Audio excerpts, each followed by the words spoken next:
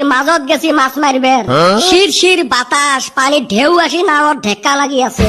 ওই হালি তোর কথা হইনা আমার এবি ডর লাগতেছে। তাহিলে এমনে কি মুই এত টেনশনত? তারপর কি হইলো? পানির কলকল শব্দর মাজত আমরা লাহে লাহে আগবাড়ি আছি। এইফালে লাহে লাহে আরো আন্ধার হইবের ধরিল। ভয়ে ভয়ে খালি মুই জালটা দিলুম পানিত ফেলে। অমনে হঠাৎ করি প্রকাণ্ড একটা জিন হি হি হি করি উঠি আসিল। হেই আমার ডর করতে আছে। তারপরে জিনটা উঠি তো এলা আমাক তিনজোলা খাইবে। মেলা অনুরোধ বিনুরোধ করলেন মানে না। লাস্টত ঠ্যাং হাত ধরার পরে আমাকে একটা অপশন দিল। সারাম দাদা একটা অপশন নিছাসকে কেবিসির মতো চারটা অপশন নেওয়া হারস নাই। হারামজাদা ওইটা অমিতাভ বচ্চন না, ওইটা জিন। তারপর কি হইলো রে ভাই? আমাক বাঁচার একটাই রাস্তা দিল। যাই একটা রাস্তা তো পাইছি, তার রাস্তাটা কি? জিনটা কইল আমার সাথে থাকা যে কোনো একটা বস্তু পানি ফেলে দেওয়া লাগবে।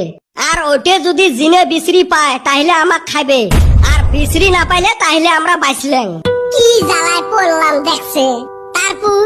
তারপরে আর কি রে ভাই, চান্দিয়ের বেটা বাসার জন্য একটা এক টেহা নট পানি ফেলে দিল।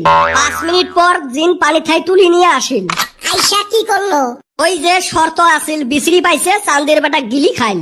হায় আল্লাহ কি হইলো এন্না কসে। এখন তো আমার পালা, আমি কি করলাম?